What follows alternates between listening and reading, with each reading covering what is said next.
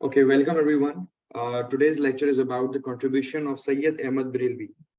As you know, like any other reformer, Sayyid Ahmad Barelvi was also a scholar, a great personality, and he was very much involved to contribute for Muslims. He wanted to eradicate or eliminate all the evils in the society. Of course, he was a scholar, so he was also from a religious background.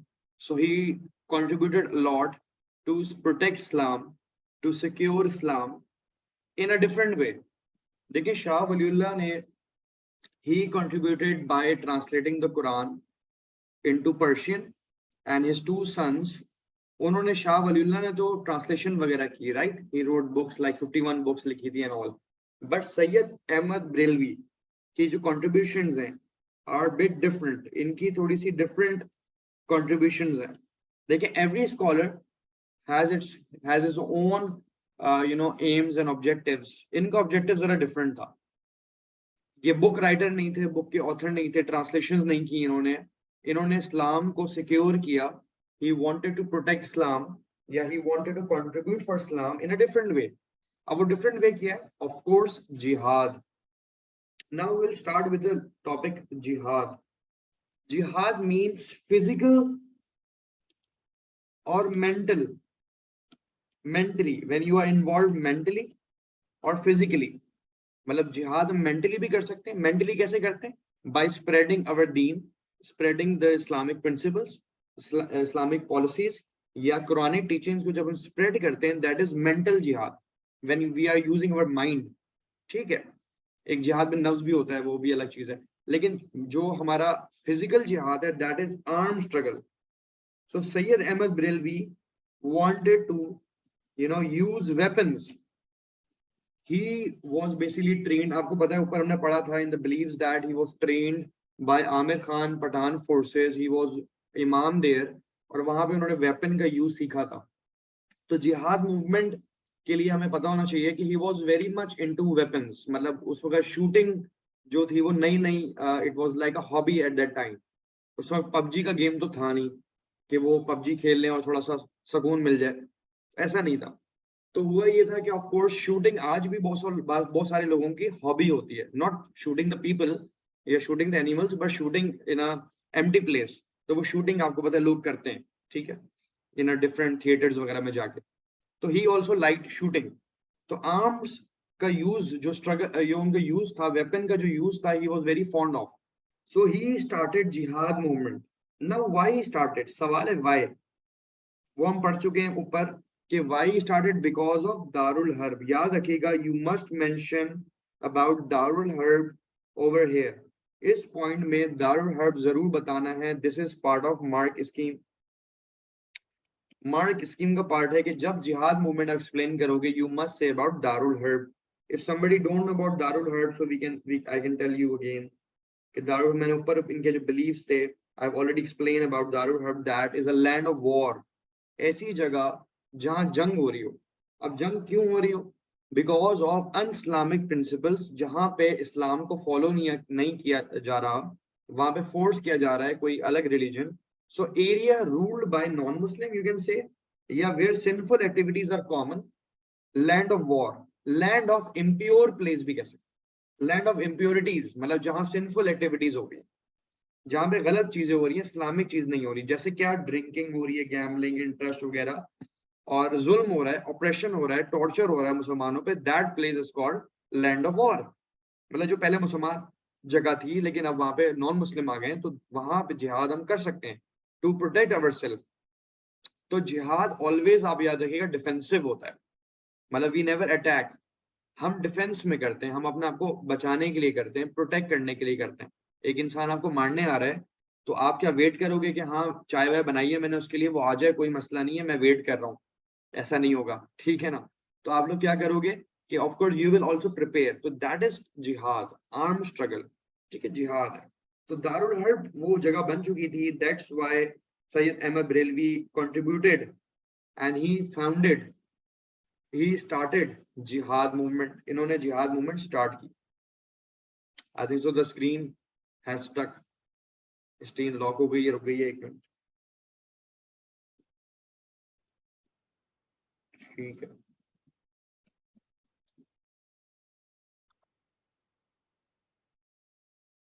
I'm sharing the screen again, 1 second. Let me start this sharing again.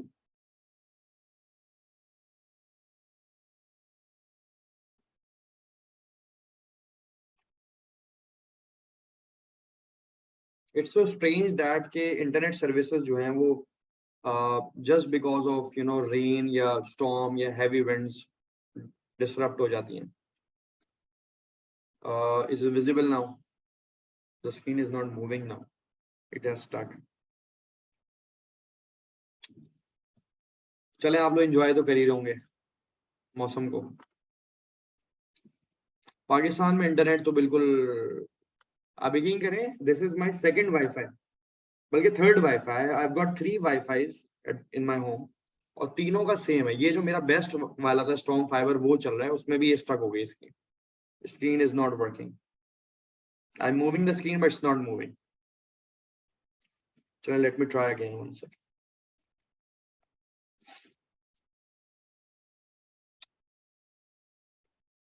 सही है, चलें इसको भी हम enjoy करेंगे, क्या कर सकते। Let me try again. I'm sharing the screen again.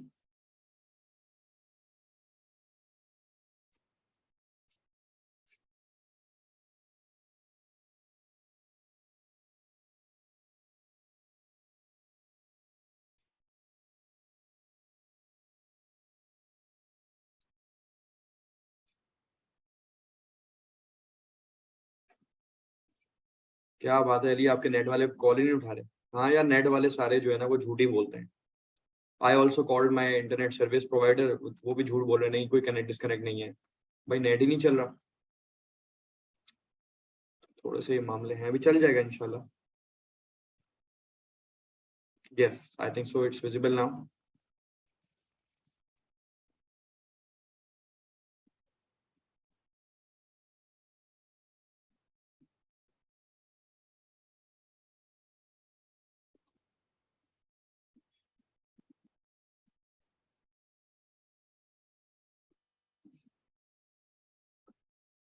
Just a minute. Usually it does not happen, but ये पिछले लास्ट वीक में बारिश हुई, अभी भी बारिश हुई, तो क्लास के टाइम पे देखो बारिश होती है। वैसे एक बात है, अभी अभी स्टार्ट हुई है बिल्कुल। क्लास हमारी थी 9 बजे, आई थिंक सो 8:45 पे स्टार्ट हो गई थी ये स्टॉर्म वगैरह। सही नहीं है? बिल्कुल क्लास के टाइम पे एग्जैक्ट। पूरे हफ्ते नहीं होनी, बस ये क्लास के टाइम पे होनी है। चलें, I am trying again, just second, sorry for that guys.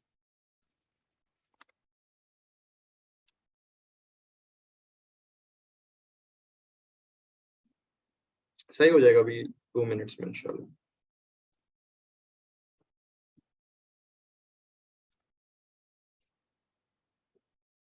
ठीक है, अब मूव कर रही है स्क्रीन, ठीक है, right,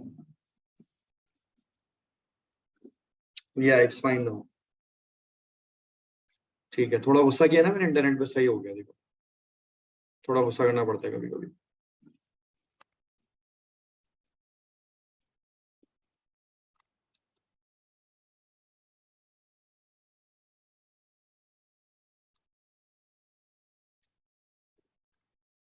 Okay, let's resume. So we were discussing about jihad movement. So you must mention about Darul Harb, that this place was kind of impure and the people were not following Islam. They were into drinking, gambling, sinful activities were very common. So Sayyid Ahmad Brilwi was against all of these sinful activities. अब ये कौन करवा रहा था? भाई मुसलमान तो देखो फर्स्टली नहीं करते, लेकिन मुसलमानों को भी इस काम पे किसने लगाया? ब्रिटिश ने, number 1। Number 2 Hindu landlords, number 3 Sikh landlords. ये 3 कौमें थी।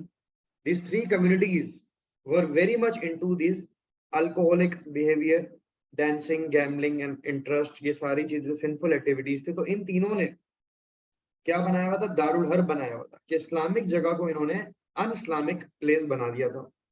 इस वजह से जिहाद वाजिब भी होता है कि एक मुसलमान जगह है और उस जगह पे अगर कोई नॉन मुस्लिम अपनी कल्चर लेके आ जाएगा तो वो यहाँ पे आप वॉर कर सकते हो, ताकि मुसलमानों की जगह वो मुसलमान ही वहां प्रैक्टिस करेंगे। तो he was right, he started jihad to secure Islam in his defence. Defence किया ना, डिफेंस में किया, ठीक है।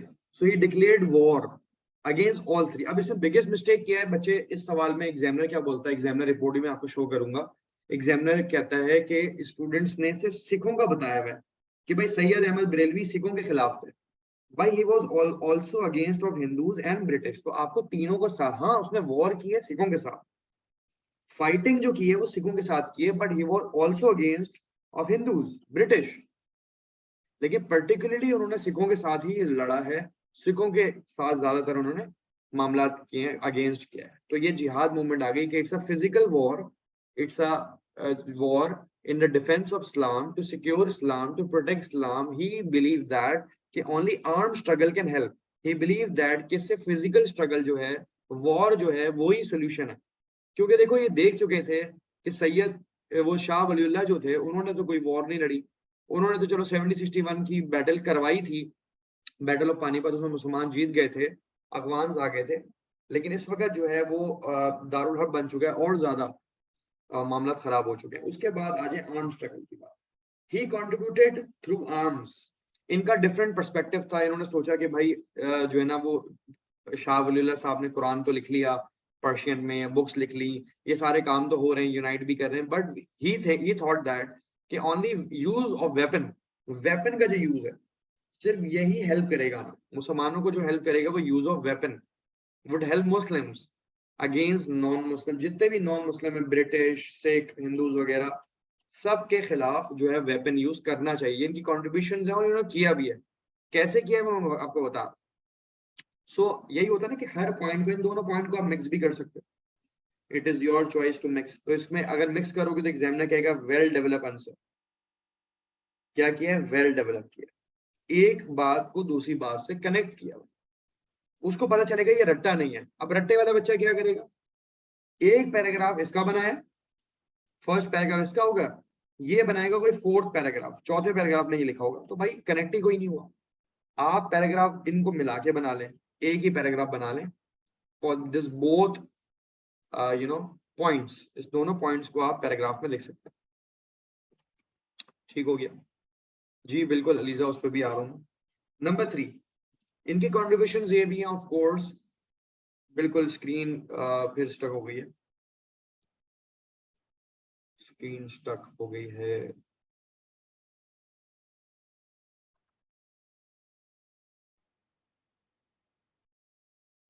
Okay, so number 3 point of Sayyid Ahmed Brilwi is that he performed Hajj and traveled hundreds of miles. ये बहुत बड़ा area है, by foot. He used to travel by foot, या उस वक्त on horses या camels पे travel किया जाता था। ठीक है, ये वक्त था तकरीबन 1800s का। We are talking about 1800s, ठीक है। और 1800s की हम बात कर रहे हैं, तो he performed Hajj as well, and then after coming from Hajj, you know, he he prayed a lot from Muslims के for their well-being. He wanted Muslims के वो मुस्लिम अपने आप को बदल लें, to change their lifestyle, their culture, because हमारे यहाँ हिंदू कल्चर आ चुका था, ब्रिटिश वेस्टर्नाइज कल्चर आ गया था।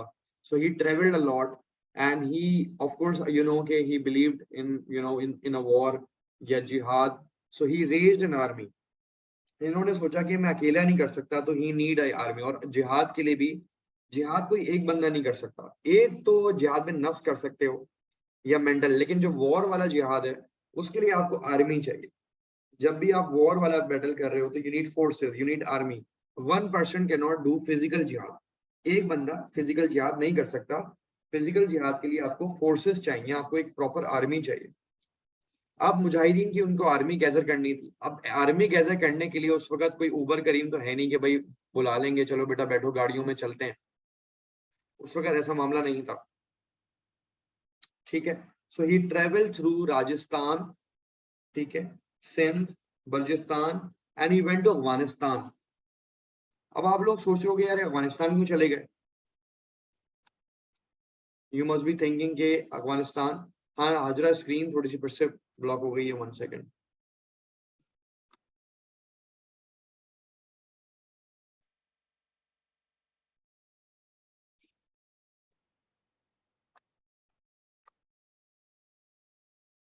Okay, so we were talking about कि Sayyid Ahmad Brilwi, you know, he performed Hajj, इसको pilgrimage भी कहते हैं, and he prayed to Allah that to protect Islam, to protect Muslims of India, the subcontinent, and he traveled a lot of distance, like hundreds of miles on foot, and he raised an army of mujahideen. Mujahideen का मतलब है those Muslims who are engaged in jihad, या who wants to go on जिहाद, जिन मुसलमानों को जिहाद करना है या जिहादी जो होते हैं उनको मुजाहिदीन कहते हैं। मुजाहिदीन का मतलब है those who struggle in the way of Allah, ठीक है, जो अल्लाह के लिए स्ट्रगल करते हैं।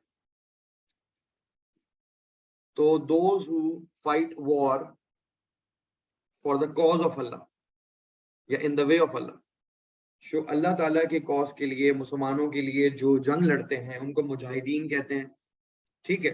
सो ही वांटेड मुजाहिदीन फोर्सेस, क्योंकि जिहाद का एक प्रिंसिपल है कि आपको मैंने बता रहा था कि जिहाद अकेले नहीं होता। अकेले वाला जो नफ्स का जिहाद है, स्पिरिचुअल जिहाद है, आपके अपने अंदर का जो जिहाद होता है, आप अपने आप को सही करो, सबसे बड़ा जिहाद है। आप फिजिकल जिहाद करो, अगर आपकी कंट्री पे कोई अटैक करता है, खुदा ना खास्ता, अल्लाह ना करे, अगर पाकिस्तान पे भी अटैक कभी होता है, अल्लाह ना करे, या जो वजीरिस्तान में जैसे अटैक होता है, कश्मीर पे अटैक होता है, हो रहा है, तो वो भी एक तरह का जिहाद है। अगर आप नियत कर लो, क्योंकि नॉन मुस्लिम के अगेंस्ट है वो भी, और वो हमारी मस्जिदों को तोड़ रहे हैं ऑल कश्मीर में, और ये सारा कुछ हो रहा है, तो दैट इज ऑल्सो जिहाद, जो हमारी पाकिस्तानी आर्मी करती है। इट इज ऑल्सो अ जिहाद, फिजिकल जिहाद है। और डिफेंसिव वॉर्स है हमारी, क्या हम डिफेंस के भाई टेररिस्ट आ गए, हम उनको जवाब दे रहे हैं, तो दैट इज डिफेंसिव वॉर, तो इसको जिहाद कहते हैं।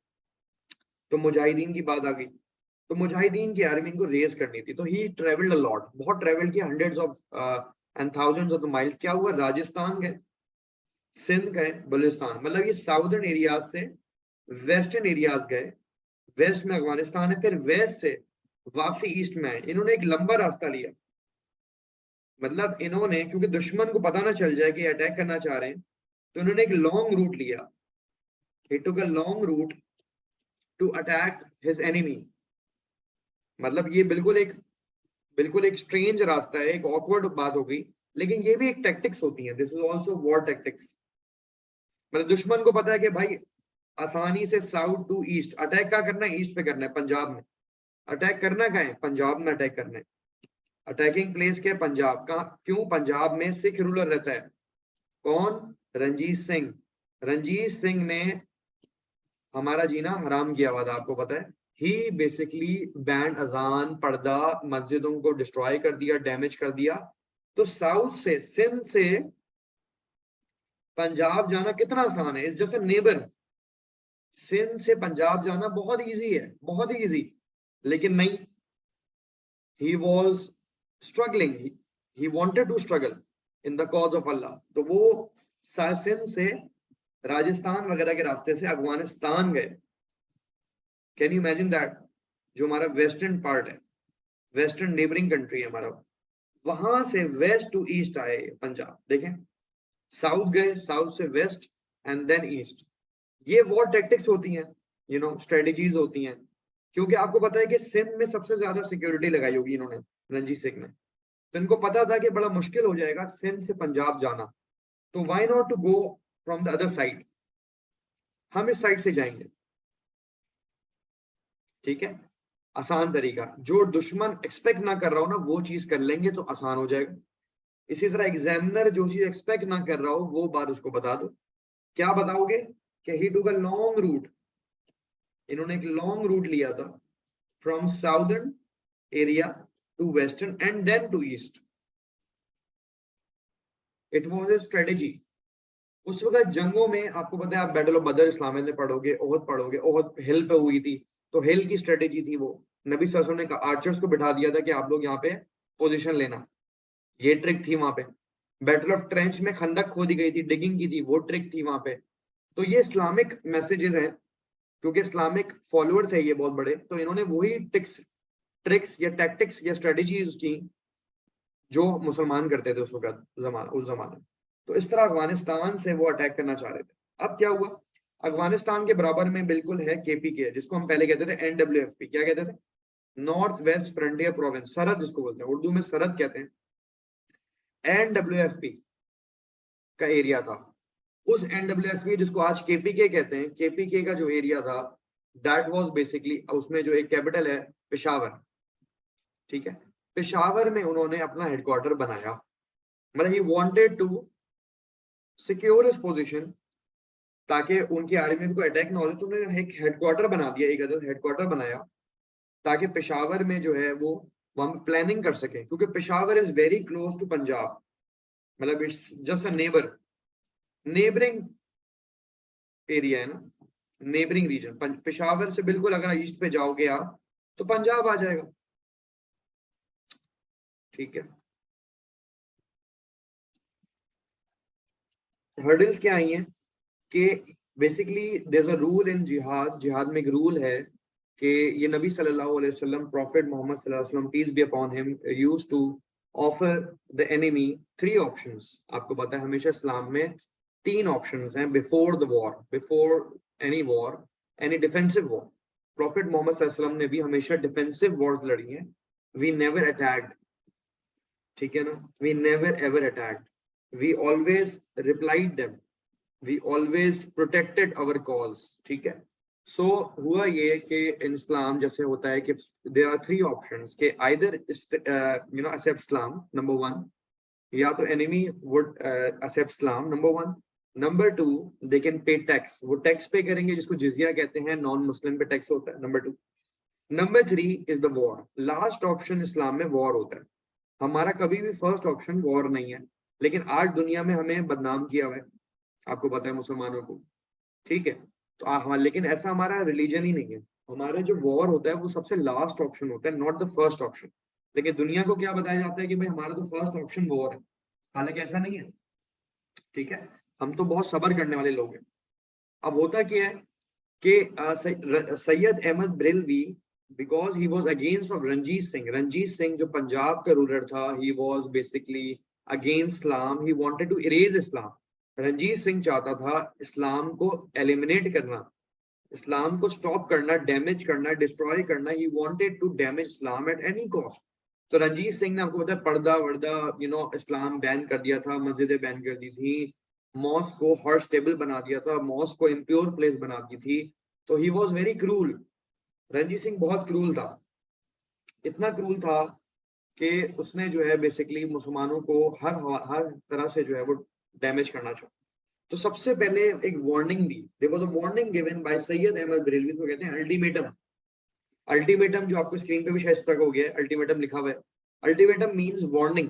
सैयद अहमद बरेलवी वार्नड रंजीत सिंह, इनको वार्निंग क्या दी कि लेट मुस्लिम प्रैक्टिस इस्लाम, कि हमें इस्लाम प्रैक्टिस करने दो, वरना bear the consequences, get ready for the consequences. हमारा रिलीजन भी यही कहता है कि हमें इस्लाम, हमें कुछ नहीं चाहिए, हमें पैसा नहीं चाहिए, हमें माल दौलत नहीं चाहिए, हमें कोई रूल नहीं चाहिए, हमें रूल नहीं चाहिए, हमें सल्तनत नहीं चाहिए, we just want freedom of Islam. तो he gave warning to Ranjit Singh army and Ranjit Singh that, के बड़ा नाइसली उन्होंने कहा कि please let Muslim practice Islam freely. लेकिन Ranjit Singh refused, Ranjit Singh refused, and he quickly said that I am ready for the war. Let's have a war. Syed Barelvi नहीं चाहते थे war करना, सैयद बरेलवी तो सिर्फ ये कह रहे हैं कि हमें अपनी मस्जिद में नमाज पढ़ने दो, इतनी सी बात। क्या नमाज पढ़ने से कोई डिस्टर्ब होता है? नहीं होता। तो Ranjit Singh refused this ultimatum given by Syed Ahmad Barelvi. तो रंजीत सिंह ने कहा जो करना है कर लो, मैं इस्लाम बर्बाद करूंगा। रंजीत सिंह का ये पर्सपेक्टिव था। So he quickly refused this ultimatum, ultimatum मतलब वार्निंग, अल्टीमेटम वार्निंग, मना कर दिया कि जो करने कर लो। अब क्योंकि उस जमाने में दारुल हर्ब बन चुका था, लैंड ऑफ वॉर, तो वो ऑलरेडी था कि Ranjit Singh was so cruel, he was oppressing Muslims, torturing Muslims, हमारी लाइफ्स को हॉस्टाइल बनाया हुआ था, they made our life hostile. Hostile का मतलब है हमें रूल कर रहे हैं, हमें कंट्रोल किया हुआ था। मतलब रंजीत सिंह कह रहा है कि भाई ये नॉन मुस्लिम की जगह ही रहेगी, जो करना है कर लो, ये दारुल हर्ब रहेगा, यहाँ ड्रिंकिंग गैम्बलिंग करेंगे हम, इस्लाम वगैरह नहीं होगा। तो अब सैयद बरेलवी ने फाइनली सोच लिया कि अब वॉर करनी है, war is only the solution. ठीक है। अब क्या हुआ 1826 में फर्स्ट टाइम ये एरिया नॉर्दर्न एरियाज में, जो पाकिस्तान के भी एरियाज हैं, ये पाकिस्तान में मौजूद हैं, नॉर्दर्न एरियाज ऑफ पाकिस्तान की हिस्ट्री के बारे में बात कर रहे हैं। आपने नॉर्दर्न माउंटेन्स की तो बात करते हैं ज्योग्राफी में, now we are discussing about the history of Pakistan. Pakistan के नॉर्दर्न एरियाज के, पंजाब की साइड की, केपीके की साइड के जो नॉर्दर्न एरियाज है, उसमें एक एरिया है उकारा और एक है हजरोट। ये दो एरियाज में बैटल हुई अगेंस्ट रंजीत सिंह। सैयद अहमद बरेलवी, इनके जो जिहादी थे, उन्होंने अटैक किया उकारा में। उकारा की बैटल इजीली हम लोग जीत गए, we won the battle. Sayyid Ahmad Barelvi won the battle of Akora. ये बहुत छोटी सी बैटल है, तो इसमें 4 मार्क का नहीं बनता सवाल, इसमें 4 मार्क का मुश्किल से आएगा, बट अगर आ जाए तो हम ये लिख सकते हैं कि Syed Ahmad Barelvi started jihad against Ranjit Singh and he fought at Okara, and he fought successfully at Okara, and he defeated Ranjit Singh's army because Ranjit Singh was not, he refused ultimatum, and that's why this war happened. And Sayyid Ahmed Brelvi and his forces courageously, you know, fought in this war, and they were victorious. Sayyid Ahmed Brelvi was very victorious. वो कामयाब रहे. Sayyid Ahmed Brelvi became very much victorious. Yes, Amna. Assalamualaikum. Ji wassalam. Sir, I was asking that where did this war take place?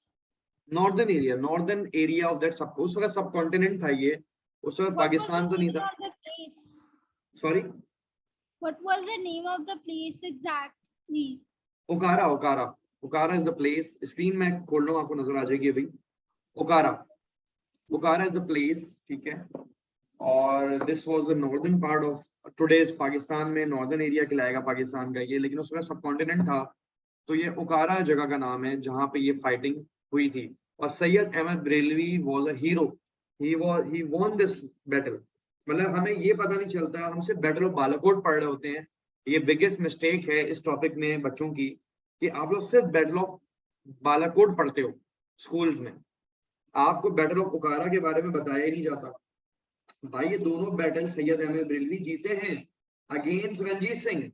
6 were defeated in both battle. बहुत बड़ी battle नहीं थी, it was small battle, कोई बड़ी large battle नहीं थी, ठीक है. It was not a large one, small battles थी. बट ओकारा नॉर्दर्न पार्ट में और Hazro, these are two places, two regions हैं. ओकारा भी जगह का नाम है और हजरोट भी जगह का नाम है. नॉर्दर्न एरिया है, नॉर्दर्न पार्ट है, उस जगह पहाड़ी इलाका है, माउंटेनियन हिली एरिया है, ये माउंटेनियस एरिया है. नॉर्दर्न माउंटेन्स तकरीबन वेस्टर्न माउंटेन का पार्ट भी आता है. तो बैटल ऑफ ओकारा, हजरो, ये दो बैटल्स सिखों के खिलाफ, सिखों ने अटैक किया था यहाँ पे. Syed Ahmad Barelvi also replied and Sikh were defeated. Sikh army को डिफीट हुई है. मतलब Syed Ahmad Barelvi was very powerful. इससे नजर आ रहा है कि रंजीत सिंह से ब्रिटिश भी लड़ना नहीं चाहता था. आपको पता है रंजीत सिंह इतना क्रूल था कि ब्रिटिश ने भी परपेचुअल फ्रेंडशिप की हुई थी. ब्रिटिश दोस्त थे, ब्रिटिश को पता था कि जो बहुत ज्यादा पावरफुल होता था उनसे वो दोस्ती कर लिया करते थे, जैसे मराठास, जैसे रंजीत सिंह, जैसे गुलाब सिंह. लेकिन बाद में मौका देख के रंजीत सिंह को भी हराया ब्रिटिश ने. लेकिन British for the time being, वो कहते हैं ना भाई गधे को ही बाप बना लो, वो जो पहली है, क्या कहते हैं इसको, गधे को ही बाप बना लेना चाहिए. इसी तरह ब्रिटिश भी यही फॉर्मूला करते थे कि उन्होंने रंजीत सिंह को दोस्त बनाया हुआ था. हालांकि रंजीत सिंह बिगेस्ट एनिमी था, लेकिन वो दोस्ती करके चलते थे ब्रिटिश. उनको पता था ब्रिटिश को कि बड़ी डिफिकल्ट वॉर हो जाएगी, बड़ा पैसा खर्च होगा इस वॉर में, बड़ी वॉर होगी. अगर ब्रिटिश और रंजीत सिंह की वॉर होगी तो बड़ी वॉर होगी, लेकिन हुई भी थी बाद में.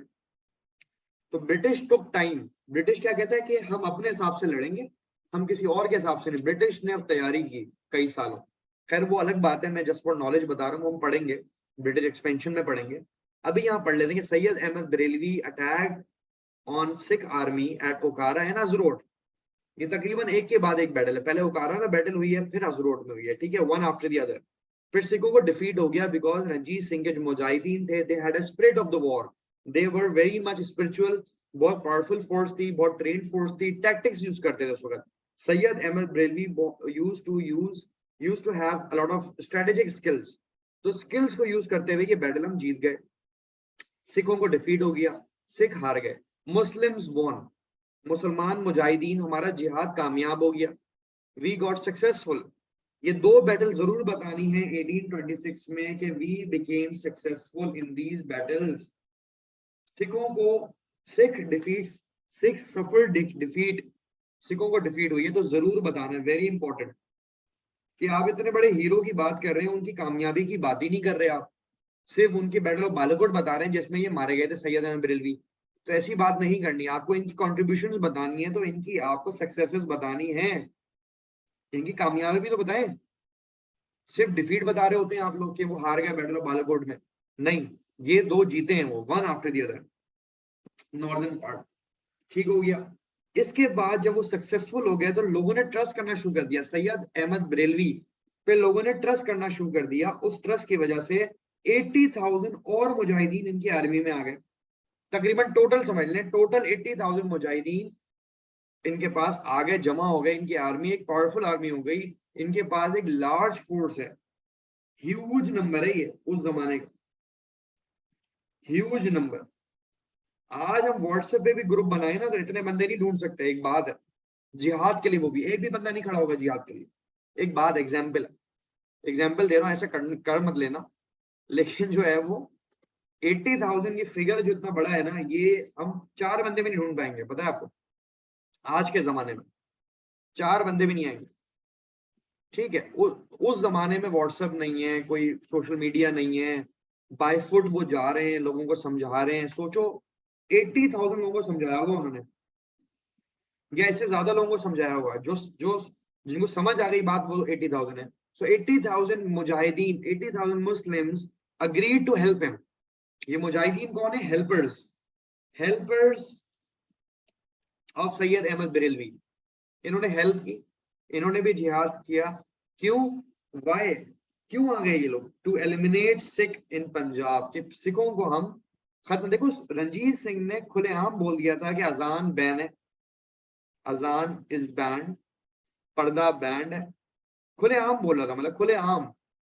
तो ये तो हमारे खिलाफ बात है ना, तो हम अपने इस्लाम को प्रोटेक्ट करेंगे तो हम एक वॉर करेंगे, क्योंकि रंजीत सिंह के आर्मी के पास भी सारे वेपन्स होते थे, तो हमें भी वेपन्स यूज करने पड़ेंगे। कभी हथियार का सामना हथियार से होता है, ठीक है, आपके पास एक स्वॉर्ड है और एक पिस्टल है, पिस्टल का कोई, पिस्टल हमेशा जीत जाएगी, जो उसके पास पिस्टल होगा वो हमेशा जीत जाएगा, स्वॉर्ड वाला क्या करेगा? हवा में उड़ाएगा अपनी तलवार। तो हमें भी वेपन मैच करने थे, we have to match that weapons, हमें भी अपनी जो पावर है वो मैच होनी चाहिए। कहते हैं ना, टक्कर के लोगों से लड़ना चाहिए, तो टक्कर के लोगों से, कि भाई इनके पास ही वेपन थे, सिखों के पास तो वेपन, वेपन से लड़ाई होगी, तो ये 1-1 हो गया, कि मिल के लड़ाई, एक बराबरी की लड़ाई है, टक्कर की लड़ाई है। तो 80,000 जिहादीज हमारे पास आ गए। Yes Ali Aslam, any question? Sir इससे वो डाउनफॉल नहीं हुआ था, लाइक सिक्स को एक वो नहीं मिल गया था मौका वो करने के लिए, एक्सप्लॉइट करने के लिए आर्मी को? बिल्कुल बिल्कुल, मैं उस पर आ रहा हूँ, नेक्स्ट टॉपिक। ठीक हो गया। अब क्योंकि हमारे यहाँ प्रॉब्लम थी डिसयूनिटी की, 80,000 मुसलमान तो हैं हमारे पास, लेकिन आपको पता है हम कितने डिसयूनाइटेड हैं, वो तो हमें पता है आज तक, वी आर स्टिल डिसयूनाइटेड। हमारी मस्जिदें अलग हैं, हमारे इमाम बारगाह अलग हैं, हमारे जमात खाना अलग है, हमारे दर्सगाह अलग हैं, हमारे मदरसे अलग हैं, हमारे स्कूल अलग हैं, हमारे हर चीज मिलेगी, डिफरेंट फ्लेवर्स है। We are still disunited. आप देखें, हम 200 से 300 साल पहले की बात कर रहे हैं, उस वक्त भी डिसयूनिटी थी, सुन्नी एंड शिया। उस वक्त प्रॉब्लम क्या थी? सुन्नी एंड शिया की, तो डिफरेंट कम्युनिटीज थी। तो 80,000 एग्री तो हो गए थे, लेकिन डिफरेंसेस बहुत थे हमारे दरमियान कॉन्फ्लिक्ट्स बहुत थे। हम लोग, हमारे अंदर यूनिटी वैसी नहीं थी। जिहाद करना, लेकिन यूनाइटेड होके करना, ये चीज है। जैसे पाकिस्तानी आर्मी क्या होती है? यूनाइटेड है, बेस्ट है, अब इनको कोई भी हरा नहीं सकता। हमारी पाक आर्मी जो है वो यूनाइटेड है। आर्मी में नहीं होता, आर्मी में पहले आपका आपका आपकी, आप मुसलमान तो हो, लेकिन आपका जो टारगेट होता है वो सबसे पहला होता है कि भाई ये हमारा दुश्मन है, इसको हमने खत्म करना है। सबका एम एक होता है, जब वन ऑब्जेक्टिव होता है ना, तो कामयाबी होती है, उसको यूनिटी कहते हैं। लेकिन 80,000 में क्या था? कोई सुन्नी को सपोर्ट कर रहा है, कोई शिया को कर रहा है, डिसयूनिटीज थी। तो इनके जब ऑब्जेक्टिव डिफरेंट थे, तो डिफरेंसेस बहुत थे। तो सिखों ने भी इस बात को हमें एक्सप्लॉइट करना शुरू किया, हमें डैमेज करना शुरू किया कि देखो तुम तो खुद डिसयूनाइटेड हो। तो ये शिया सुन्नी और डिफरेंट जो सेक्टेरियन ग्रुप्स हैं, इनको कौन शोला भरता था? सिख शोला भरते थे। सिख कहते थे आपस में लड़ो, ताकि ये आपस में लड़े। देखिए, वो किसी समझदार ने कहा है ना कि आजकल हथियारों की जरूरत नहीं है किसी को खत्म करने के लिए, किसी कौम को बर्बाद करने के लिए हथियार नहीं चाहिए। किसी कौम को बर्बाद करने के लिए उसको एजुकेशन सिस्टम तबाह कर दो, उसको जाहिल बना दो, जो पाकिस्तान में हो रहा है, हो गया है, बल्कि हो चुका है। बल्कि एजुकेशन तबाह है। हम लोग यूके की एजुकेशन पढ़ रहे हैं, पाकिस्तानी एजुकेशन को हम पूछते भी नहीं है, एक बात है, ठीक है ना? तो हमारी एजुकेशन हो गई तबाह, ठीक है। फिर उसके बाद है अपने जो रिलीजन है, जो इस्लाम है, उसको तोड़ो, वो भी टूट चुका है। तकरीबन मोर देन 85 सेक्टेरियन ग्रुप्स हैं हमारे पास, करंट इससे भी ज्यादा होंगे। हर बंदे का अपना एक रिलीजन है आज, अपना एक अकीदा है, बिलीफ है। बिलीफ समझ ले, रिलीजन तो एक है इस्लाम, लेकिन जो अकीदा है, बिलीफ 85 है हमारे पास, ग्रुप्स हैं, ग्रुपिंग हुई हुई है इससे भी ज्यादा, कि भाई ये फलाना ग्रुप है, ये फलाना ग्रुप है, ये। तो मुझे बताएं, जब जिहाद तो एक मुसलमान करता है ना, उसमें कोई शिया सुन्नी थोड़ी होता है, लेकिन अब एम एंड ऑब्जेक्टिव ही डिफरेंट है, आपके गोल्स ही डिफरेंट है, तो फिर वो चीज कामयाब नहीं हो सकती। तो सिखों ने भी बड़ी कोशिश की हमें एक्सप्लॉइट करने की, हमें डैमेज करने की, हमें लड़वाने की, आपस में कॉन्फ्लिक्ट करने की बड़ी कोशिश की, लेकिन ऐसा नहीं हुआ। कुछ हद तक वो कामयाब भी थे, लेकिन कुछ हद तक नहीं भी हुए। अब क्या हुआ? सैयद अहमद बरेलवी, क्योंकि 80,000 की हमारे पास आर्मी तो आ गई, तो सैयद अहमद बरेलवी को मुसलमानों ने इमाम भी बना दिया। अब हर बंदा उनको इमाम माने ना भाई। जो दूसरे सेक्टेरियन ग्रुप में, नाम इसलिए ले रहा हूँ दो सेक्टेरियन के, क्योंकि हमारे कोर्स का पार्ट है, मैं किसी के खिलाफ नहीं हूँ, ठीक है। सबका अपना ईमान है, सबकी अपनी कब्र है, ये सब फैसला करना है कौन काफिर है कौन मुसलमान है, ये अल्लाह देखेगा। हमें मुसलमान बनना चाहिए सबसे पहले, ठीक है। हमारे नबी भी मुसलमान थे, हजरत अली भी मुसलमान थे, हजरत हुसैन, हजरत हसन भी मुसलमान थे, ठीक है। हमें सबसे पहले मुसलमान बनना है। शिया सुन्नी अलग चीज है, वो आपका अपना बिलीफ है, ठीक है, वो बिलीफ है आपका।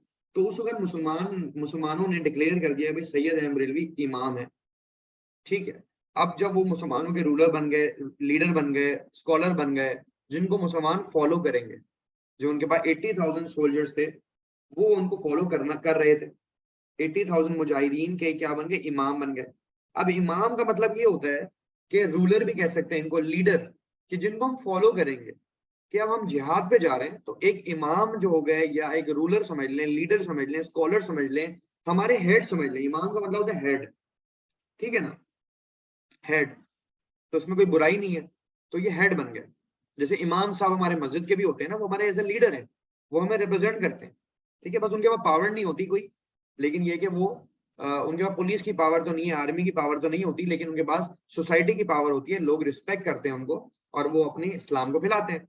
तो वो इमाम है, मस्जिद के जैसे होते हैं। तो वो उस इलाके के इमाम भी खिलाएंगे कि भाई वो अगर इस्लाम फैला रहे हैं, तबलीग करें, तो इमाम हो गए हमारे, क्या हो गया, स्कॉलर हो गए, स्कॉलर हम उनको कह देंगे। फिर आ जाए अटैक ऑन फोर्ट ऑफ अटक। अटक भी ये नॉर्दर्न पार्ट है, वही नॉर्दर्न एरिया है, उसी एरिया में अभी ये मौजूद हैं। पेशावर में आपको पता है इन्होंने हेडक्वार्टर बनाया था सैयद। अब वहां पे क्या हुआ? अब Syed Ahmad Barelvi was planning another attack. अभी से प्लानिंग कर रहे थे, he was just preparing. Syed Ahmad Barelvi was preparing an attack, एक और अटैक हम प्रिपेयर कर रहे थे ऑन द फोर्ट ऑफ अटक। ये सिखों की जगह थी, हम यहाँ पे अटैक करना चाह रहे हैं। सिखों का एक किला था, fort, we want to attack here. अब यहाँ पे कमांडर साहब थे, हमारे कमांडर हैं, सैयद अहमद बरेलवी के कमांडर थे, जो कि गद्दार हैं। ये कौन है? ट्रेटर। यहाँ से लिख लेते हैं ट्रेटर, ये गद्दार निकले। Command one of the commander of Syed Ahmad Barelvi, जो अभी इन्होंने ज्वाइन की थी, वाज अ न्यू कमांडर। इसको न्यू कमांडर कर लो कि he was a new commander in the army of Sayyid Ahmad Brilwi. His name was यार मोहम्मद खान। यार मोहम्मद खान पठान थे, पठान थे, और यार मोहम्मद खान थे कमांडर और सैयद अहमद बरेलवी, ठीक है ना। अब ये यार मोहम्मद खान जो है वो सिखों के साथ मिल चुके थे। He was basically working was sick rule, ये काम कर रहे थे सिखों के लिए। मुसलमान नहीं है यार मोहम्मद खान, मुसलमान है, तो ये हमारे गद्दार बन गए। बाय हेल्पिंग सिख, सिखों की हेल्प की इन्होंने। बाय हाउ ही हेल्प, क्या गद्दारी की? क्या बिट्रे किया, क्या गद्दारी की, ट्रेटर बने क्योंकि he tried to poison Syed Ahmad Barelvi through his servant, one of the servant को भेजा उनके खाने में जहर डालने कि भाई सैयद अहमद बरेलवी को हम मार देते हैं क्योंकि ये सिखों के खिलाफ लड़ाई कर रहे हैं। तो यार मोहम्मद खान वाज ब्राइब्ड, पैसा मिला था इनको, ब्राइब्ड। यार मोहम्मद खान वाज ब्राइब्ड। उस वक्त ब्राइब में गोल्ड मिलता था, सिल्वर मिलता था, कॉइन्स मिलते थे, आपको एग्रीकल्चर मिलता था। उस जमाने में पैसा नहीं मिलता था, कैश मुश्किल होता था, आपको गोल्ड मिलता था, तो लोग ज्यादातर गद्दारी कर लिया करते थे, बहुत ज्यादा अमाउंट मिलती थी, ट्रेजर मिलता था आपको उस जमाने में, क्योंकि ये इन्वेडर्स होते हैं, अटैकर्स होते हैं। तो Yar Muhammad Khan betrayed Syed Ahmad Barelvi, his own ruler, his own leader, अपने लीडर को बिट्रे कर दिया। ये नए कमांडर थे सैयद अहमद बरेलवी के। He betrayed, Yar Muhammad Khan betrayed by giving poison to Syed Ahmad Barelvi through his one of his servant, किसी एक सर्वेंट के जरिए उन्होंने जहर देने की कोशिश की। बट सैयद अहमद बरेलवी ने भी जो है ना, basically he did not eat that much, या उन्होंने डुअल पर्सपेक्टिव है कि ही वाज सेव्ड, वो बच गए थे। Syed Ahmad Barelvi did not die, मरे नहीं थे, ही वाज सेव्ड, तो बच गए थे। फिर क्या हुआ?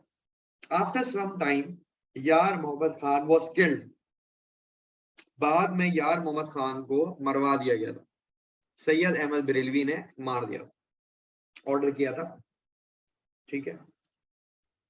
तो यार मोहम्मद खान वाज लेटर, तो बोलते हैं ना गद्दारों की सजा जो है वो मौत होती है, वो यहाँ से आई है पाकिस्तान में, जो कहते हैं ना गद्दार की सजा मौत है, हमारा जो कल्चर है, तो यही वाली बात है। तो Yar Muhammad Khan was later killed. फिर आ जाए, आखिरी टॉपिक है, आखिरी कंट्रीब्यूशन है, बैटल ऑफ बालाकोट। ये डेट बहुत इंपॉर्टेंट है, इस डेट को जरूर याद कीजिएगा। It is 1831, 1831। This date is very important, you must learn this. 1831 बहुत इंपॉर्टेंट है। 1831, 1831, 1831 में there was a battle of Balakot. Balakot again एक नॉर्दर्न साइड का एरिया है, वैली है, इट्स लाइक अ वैली, जहाँ पे एग्रीकल्चर वगैरह काफी होता है, काफी रिच जगह है। हुआ क्या कि सैयद अहमद बरेलवी को पता चल गया कि भाई उनके तो अपने कमांडर्स भी गद्दार हैं। In order to save his life, Syed Ahmad Barelvi moved his headquarter and he escaped to Balakot. Syed Ahmad Barelvi escaped to Balakot. वो अपनी जान बचाकर, क्योंकि उनको ये था कि उनके तो अपने लोग, उनके अपने कमांडर ब्राइब हो रहे हैं, तो वो सिर्फ 600 फॉलोअर्स के साथ, मुजाहिदीन के साथ वो बालाकोट आ गए थे। मतलब आउट ऑफ 80,000 पे भरोसा नहीं किया, out of 80,000 he brought 600 followers at Balakot. He escaped to Balakot. ये अपनी जान बचाकर, भागकर पेशावर से, ठीक है, कहाँ आ रहे हैं वो आ रहे हैं बालाकोट, जान बचाकर। याद रखिएगा ये बात, क्योंकि देखें उनके अपने लोग धोखा दे रहे हैं, तो he wanted to escape from there to save his life. तो with 600 people, with his trustworthy people, he came to Balakot overnight. रातों रात वो बालाकोट आगे क्विकली। अब जैसे आप सबको भी कभी ना कभी सरप्राइज मिला होगा जिंदगी में, जैसे हमें आज सरप्राइज मिला है बहुत अच्छा, कि कभी लाइट आ रही है, कभी जा रही है, कभी इंटरनेट, सरप्राइजेस हैं। Life is full of surprises, good surprises और बैड सरप्राइजेस। लेकिन नॉर्मली बर्थडे सरप्राइज तो मिला ही होगा सबको, जिसको नहीं मिला उसको हम दुआ करेंगे कि मिल जाए, ठीक है ना, पेरेंट्स से मिले तो ज्यादा ही अच्छा। तो सरप्राइज इनको भी मिला है, सरप्राइज, लेकिन सरप्राइज अटैक मिला है।